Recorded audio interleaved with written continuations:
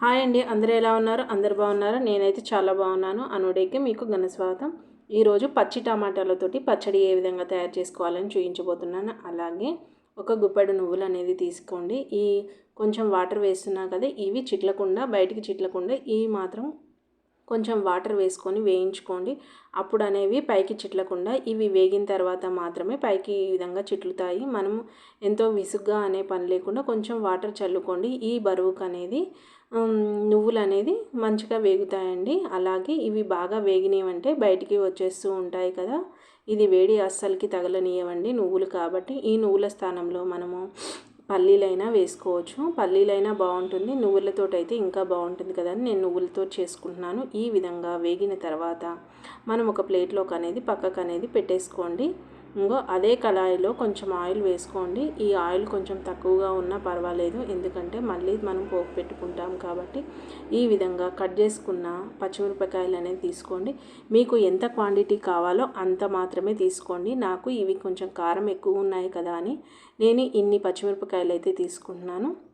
ఇవి కొంచెం నూనెలో బాగా వేగేంత వరకు ఉంచుకోవాలి. అలాగే ఇదిగో చూడండి, ఈ విధంగా పచ్చి టమాటాలు అనేది తీసుకోండి. అన్నీ ఇవే పచ్చి టమాటాలు అయితే ఇంకా బాగుంటుంది, ఈ టేస్ట్ అనేది చాలా బాగుంటుంది. అలాగే పచ్చిమిరకాయలు వేగాయో లేదో మరి ఇంకోసారి చూద్దాము. ఇలా వేగిన తర్వాత ఒక ప్లేట్లోకి తీసి పక్కకు పెట్టుకున్న తర్వాత, అలాగే టమాటా ముక్కలు అనేవి కోసి పెట్టుకున్న తర్వాత ఈ టమాటా ముక్కలు అనేది ఈ విధంగా వేసేసుకొని కొంచెం వేయించుకుంటే సరిపోతుంది. ఈ టేస్ట్ అనేది చాలా బాగుంటుంది. అలాగే నా దగ్గర కొత్తిమీర ఎక్కువగా ఉంది కాబట్టి ఇంకో చూడండి, నేను కొత్తిమీర అనేది తీసుకుంటున్నాను. ఒక గుప్పెడు కొత్తిమీర వేసుకుంటున్నాను. ఇది కొంచెము కట్ చేసి వేసేసుకోండి. దీని స్థానంలోనే మనం పుదీనా కావాలంటే కూడా వేసుకోవచ్చు. ఇదిగో చూడండి, ఈ విధంగా వేగిన తర్వాత మన కొత్తిమీర అనేది మొత్తం వేసేసుకోండి. ఈ విధంగా వేసేసుకోండి. ఈ ఫ్లేవర్ అనేది చాలా బాగుంటుంది. అలాగే పుదీనా కూడా చాలా బాగుంటుందండి. నేనైతే పుదీనా ఉంటే పుదీనా వేసుకుంటాను, కొత్తిమీర ఉంటే కొత్తిమీర వేసుకుంటాను. ఈ విధంగా చేసుకుంటే సూపర్గా ఉంటుంది. ఎప్పుడన్నా ట్రై చేశారా? ట్రై చేస్తే మాత్రం కంపల్సరీగా కామెంట్ అనేది చేయండి. ఈ విధంగా అంతా బాగా వేయించుకోవాలి. ఇదిగో చూడండి, మగ్గిపోయింది కదా, ఈ విధంగా ఉంటే సరిపోతుంది. ఇదిగో చూడండి, ఈ విధంగా మగ్గిపోయిన తర్వాత స్టవ్ అనేది ఆపేసేయండి.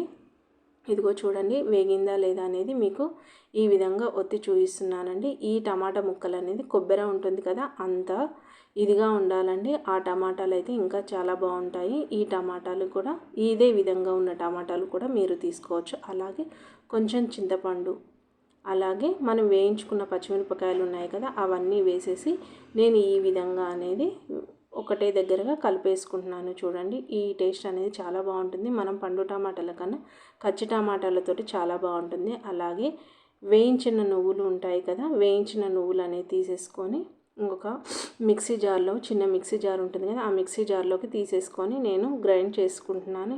ఇదిగో చూడండి, అలాగే కచ్చాబచ్చా దంచుకున్న ఒక 4-5 వెల్లుల్లి రెబ్బలు కూడా వేసేసుకొని ఇది మెత్తగా మిక్స్ అయ్యేంత వరకు ఉంచిపెట్టుకోండి. అలాగే ఇదిగో చూడండి, వేయించి పెట్టుకొని చల్లార్చిన తర్వాత ఈ టమాటా ముక్కలని మిక్సీ జార్లోకి వేసుకోండి. ఈ విధంగా, ఎందుకంటే ఈ విధంగా వేసుకుంటే చాలా బాగుంటుంది. అలాగే మనం కొంచెం ఉప్పు అయితే వేసేసుకోండి. ఇదిగో చూడండి, ఈ విధంగా మిక్సీ పట్టుకున్న తర్వాత ఇదిగో చూడండి, ఈ విధంగా మిక్సీకి పట్టుకున్న తర్వాత ఈ విధంగా ఉంటుంది. ఇదిగో చూడండి, ఇప్పుడే కొంచెం ధనియాలు జీలకర్ర పొడి అయితే వేసేయండి. అలాగే మనం మిక్సీ పట్టుకున్న మిశ్రమం అనేది ఉంటుంది కదా, ఈ మిక్సీ పట్టుకున్న మిశ్రమం కూడా వేసేయండి. ఇది అనేది చాలా టేస్టీగా ఉంటుంది. అలాగే నువ్వుల పొడి మొత్తం కంప్లీట్గా మెత్తగా అయిపోతుంది కాబట్టి చాలా బాగుంటుంది. ఈ విధంగా చట్నీ అనేది అయిపోయిన తర్వాత మనకు చట్నీ అనేది రెడీ అయిపోతుందండి.